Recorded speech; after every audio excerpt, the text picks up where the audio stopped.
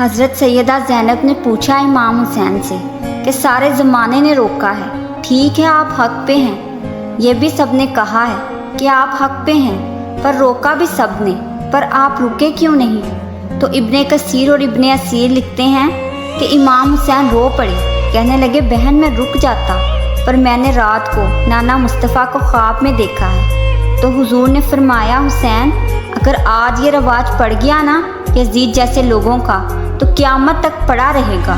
फिर लोग कहेंगे कोई निकला नहीं था तो हमें भी निकलना नहीं। फिर लोग जालिमों के सामने गर्दनें झुकाने के आदी हो जाएंगे।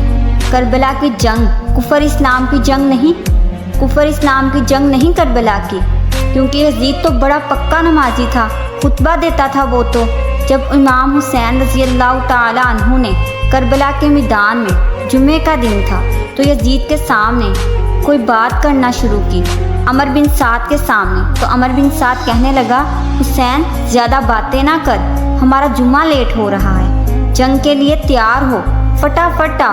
पहले अहले बैते नबूवत को कत्ल करेंगे और कत्ल के बाद फिर नमाज पढ़ेंगे और फिर कहेंगे कि अल्लाहुम्मा सल्ली अला मुहम्मद व अला आलि मुहम्मद। उसी नमाज में फिर दुरूद भी पढ़ेंगे। ये कैसा मर्तबा है, कैसा अंदाज है। दोस्ती कातिल से भी मकतूल से याराना। हुर बिन यजीद इमाम हुसैन से कहने लगा मुझे हुक्म है आपको रोकने का, आप आगे नहीं जा सकते।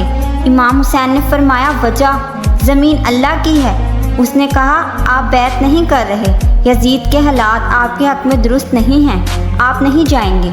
इमाम रुक गए। ज़ोहर की नमाज का वक्त हुआ तो हज़रत अली अकबर इमाम हुसैन के बड़े साहिबजादे उन्होंने अज़ान ज़ोहर पढ़ी। तो हुर बिन यजीद के लश्कर ने इमाम हुसैन के पीछे नमाज अदा की। कहा तुम मुकाबले में आए हो, नमाज पीछे पढ़ते हो। कहा हुजूर मुकाबला तो तलवारों से कर रहे हैं, पर हमारा दिल तो मानता है ना कि मुस्तफ़ा का नवासा बड़ी शान वाला है। हुर बिन यजीद ने 3 नमाजें लश्कर समेत इमाम हुसैन के पीछे पढ़ी हैं। 3 नमाजें, ज़ोहर, असर और मगरिब।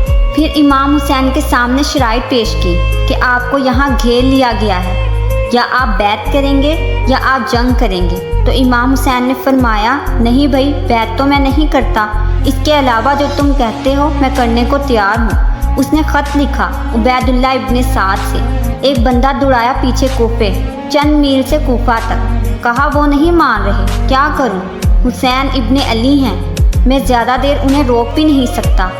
उन्होंने पैगाम दिया हुर बिन यजीद को कि करना कुछ भी नहीं, उनका पानी बंद कर दो, ब्लैकमेल करो, खाना पानी नहीं मिलेगा, छोटे छोटे बच्चे हैं, खुद ही मान जाएंगे।